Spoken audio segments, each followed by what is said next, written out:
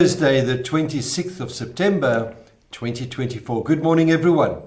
This morning's devotional is a reading from the second book of Timothy, chapter 1, reading verse 7, and it reads, "For God did not give us a spirit of timidity, but a spirit of power, of love, and of self-discipline." When you want to connect with someone, it is normally you that has to take that first step. And this often requires courage. Well, why, you may ask? Well, it's easy. Because then we begin fretting about whether or not that person will talk to us, like us, or even welcome us. And we begin fearing the unknown. When we are full of fear and anxiety, it's difficult to get close to others. In fact, we back off. We're afraid of rejection, manipulation, and we make ourselves vulnerable and hurt to others as well. And all these fears can cause us to stay disconnected in life.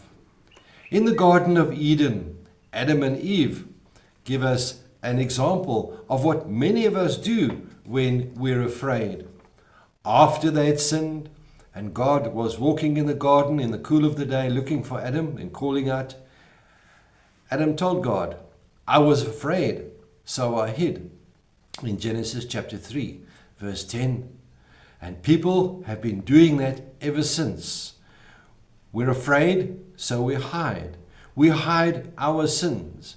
We hide our true selves. And we don't let people know what we are really like, because if they do, they might not like us. And so we face rejection, and so we pretend. Fear does three terrible things to relationships. Fear makes us defensive.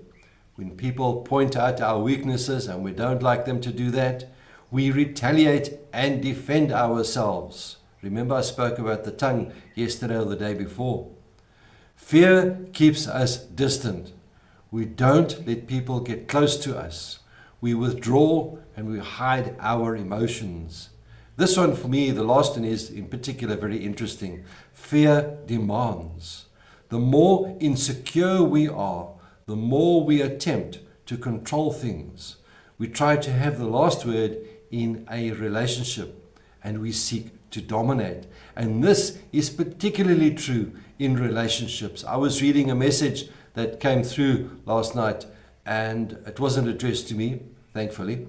But you could just read the fear and the demands that this person was making on the other party, and the hatred, and actually the poison that was coming out in the message. And that is all part of fear.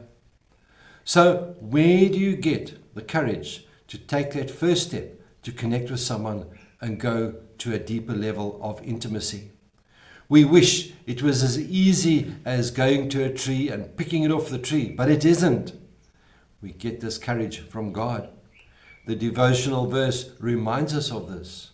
You get it from God's Spirit in your life. My dear friends, you can be more courageous in your relationships.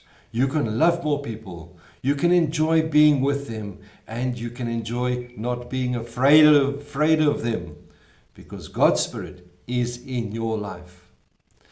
May the Lord be with you. May He bless you. May He cause His face to shine upon you and be with you always. Goodbye.